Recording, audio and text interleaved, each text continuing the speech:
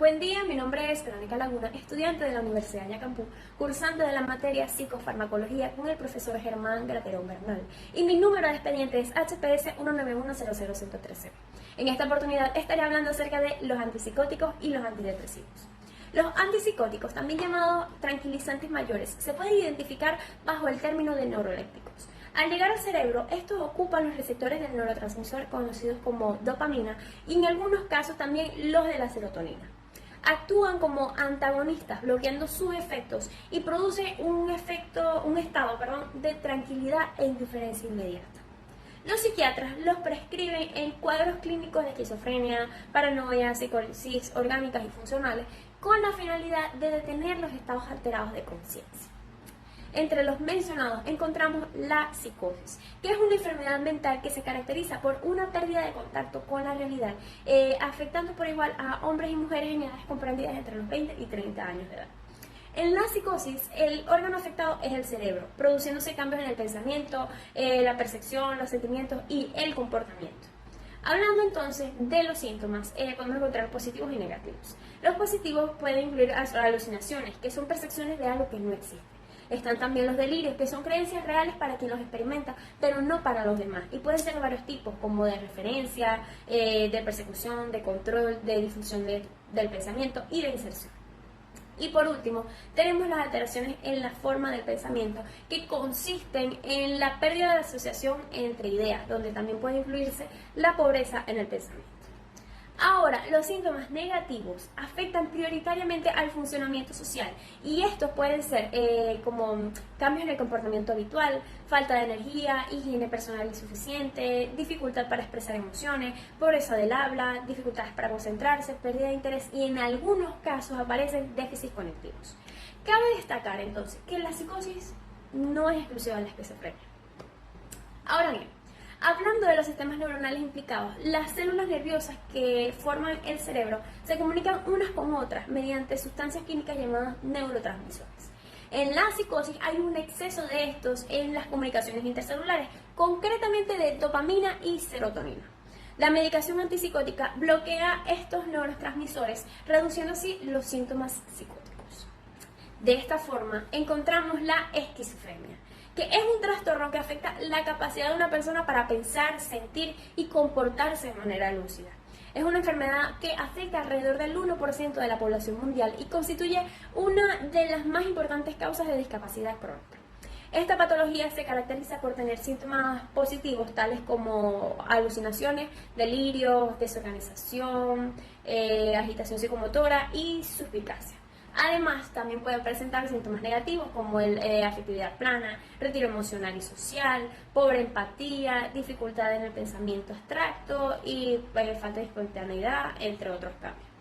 En este sentido, los pacientes esquizofrénicos exhiben anormalidades neuroanatómicas que incluyen un alargamiento de los ventrículos laterales y la pérdida de volumen de las cortezas prefrontal y temporal, además del hipocampo, la amígdala y el tálamo. Así pues, los pacientes que sufren esquizofrenia no solo exhiben alteraciones en la neuroanatomía, sino también en la transmisión sináptica. Se han desarrollado teorías para explicar cómo estas alteraciones repercuten en el desarrollo y la intensidad de la enfermedad. Actualmente, las más aceptadas son la sobreactivación del sistema dopaminérgico y la hipofunción del glutamatérgico. Entonces, en la teoría dopaminérgica se involucra la fisiología, teniendo en cuenta las vías dopaminérgicas, que son 4, la vía mesocortical, vía mesolímbica, nigroestriada y tuberoinfundibular. Entre algunas de estas se producen los síntomas positivos y negativos. Los síntomas positivos se producen en la vía mesolímbica, que va desde el mesencéfalo al sistema límbico con el receptor D1. Y esto sucede debido a un exceso de dopamina, lo que produce una sobreexcitación. Se cree que la hiperactividad de esta vía explica la aparición de la psicosis, la producción de delirio y alucinaciones. En cambio, los síntomas negativos se producen en la vía mesocortical, que va del mesencéfalo a la corteza prefrontal, que ocupa el receptor D2. Esto ocurre a causa de un descenso de la dopamina en las personas que presentan esquizofrenia. Estas se dividen en las ramas córtex prefrontal y dorsolateral y córtex prefrontal ventromedial. Ahora, en la teoría glutamatérgica se involucran a la hipofunción del receptor NMDA en la fisiopatología de la enfermedad. El glutamato es uno de los principales neurotransmisores del sistema nervioso y este actúa mediando respuestas excitatorias, interviene en procesos de neuroplasticidad, interviniendo así en la información cognitiva, de memoria, motora, sensorial y emocional. De este modo, surgió la hipótesis glutamatérgica, que propuso que la esquizofrenia se origina por una hipofunción del glutamato en las proyecciones corticales. Es decir, es una disminución de la función normal de este neurotransmisor en la región cortical del cerebro. En otro punto, hablamos de los antipsicóticos típicos, clásicos o de primera generación. Estos ejercen su acción antipsicótica al bloquear los receptores dopaminérgicos D2 y son eficaces sobre los síntomas positivos de la esquizofrenia, pero el problema es que tienen muchos efectos adversos, sobre todo extrapiramidales. Entre estos se pueden nombrar a las fenotiacinas y butirofenonas, entre otros. Ahora, en los antipsicóticos atípicos o de segunda generación, su acción antipsicótica se ejerce no solo por el antagonismo de los receptores dopaminérgicos T2, sino también por los de serotonina, histamínicos y muscarínicos. Estos presentan un espectro de eficacia mayor, incluyendo los síntomas negativos y positivos. Y como punto positivo, ocasionan menos efectos adversos, incluyendo una baja incidencia de efectos extrapiramidales y además una mínima afectación de la prolactina y otras hormonas. Entre estos podemos mencionar las dibenzodiazepinas y bencisoxazoles. Pues bien, los antipsicóticos se crearon para ayudar a las personas que tienen enfermedades mentales graves, como la psicosis, pero actualmente se utilizan para tratar muchas condiciones y síntomas de salud mental, no solamente la psicosis. Entonces, actúan mediante la modificación del efecto que tienen ciertas sustancias en el cerebro. Y los medicamentos antipsicóticos, no curan enfermedades mentales, más bien se utilizan para ayudar a aliviar los síntomas y mejorar la calidad de vida. Los antipsicóticos pueden administrarse por vía oral, sublingual, intramuscular o endovenosa, según sea el caso y el producto comercial. Y la mayor parte de los neurolépticos son fuertes bloqueadores de los receptores postsinápticos D2 del sistema nervioso central, especialmente en el sistema frontal mesolímbico. Los psiquiatras prescriben neurolépticos, especialmente en cuadros clínicos de esquizofrenia, paranoia, psicosis orgánicas y funcionales. Y ahora entramos en el tema de los antidepresivos, comenzando por los trastornos del estado de ánimo, mencionando entre ellos que el principal trastorno del estado de ánimo es la depresión mayor, ya que a nivel mundial aproximadamente 350 millones de personas, 1 de cada 10 adultos sufre de esta patología que se caracteriza por tener periodos prolongados y persistentes de tristeza extrema.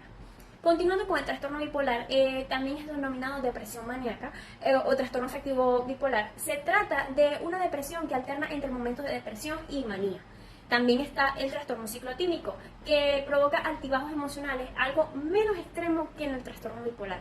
Y la depresión inducida por el consumo de drogas también se incluye, que estos son síntomas de la depresión que se presentan durante el consumo de sustancias o poco después de o de la abstinencia o después de la exposición a un medicamento.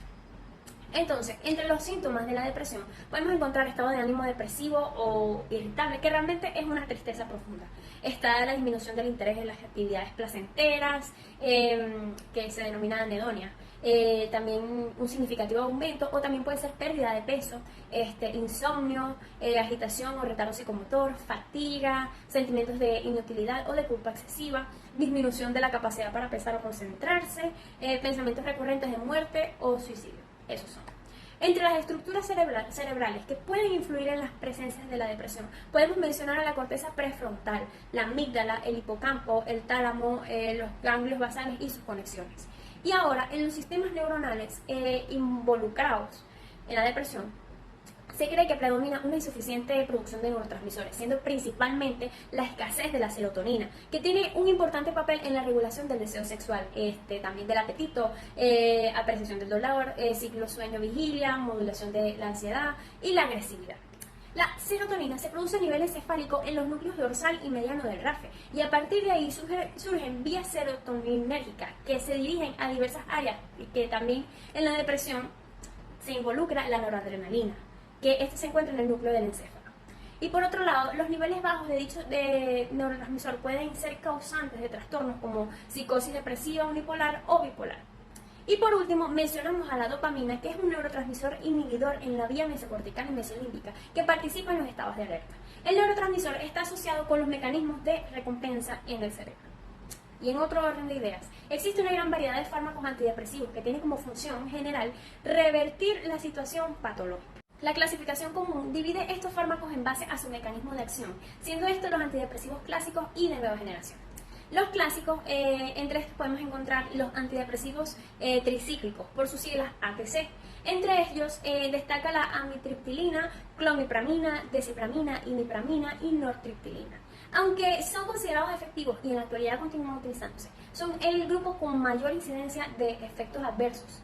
Y los inhibidores de la monoaminoxidasa, por sus siglas IMAO, se encuentran los IMAOs clásicos que son irreversibles como la tranilcipromina y los IMAOs de segunda generación que son reversibles como la moclobemida. En la actualidad son utilizados como fármacos de segunda línea cuando se han producido un fracaso terapéutico con los anteriores. Los antidepresivos de nueva generación han demostrado la misma eficacia, pero mejor perfil de seguridad que el resto de los antidepresivos. Entre ellos, los inhibidores de la recaptación de serotonina, por sus siglas ISRS, han demostrado ser los de mejor tolerabilidad y perfil de seguridad. Aquí pertenecen al grupo de la fluoxetina, sertralina, fluvoxamina, paroxetina, entre otros. Esto tiene una acción potente y selectiva sobre la recaptación de la serotonina. Continuando, los inhibidores de la recaptación de noradrenalina, por sus siglas IRNA, el más importante es la reboxetina.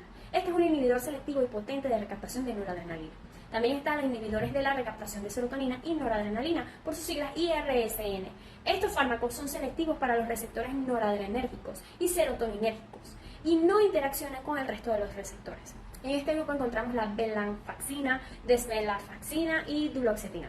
Ahora, como último punto, hablaremos un poco más de algunos estabilizadores del estado de ánimo, que se conocen por tratar o prevenir los síntomas maníacos o depresivos. Mencionando sus principales, encontramos el litio, que fue el primer fármaco en descubrirse como estabilizador.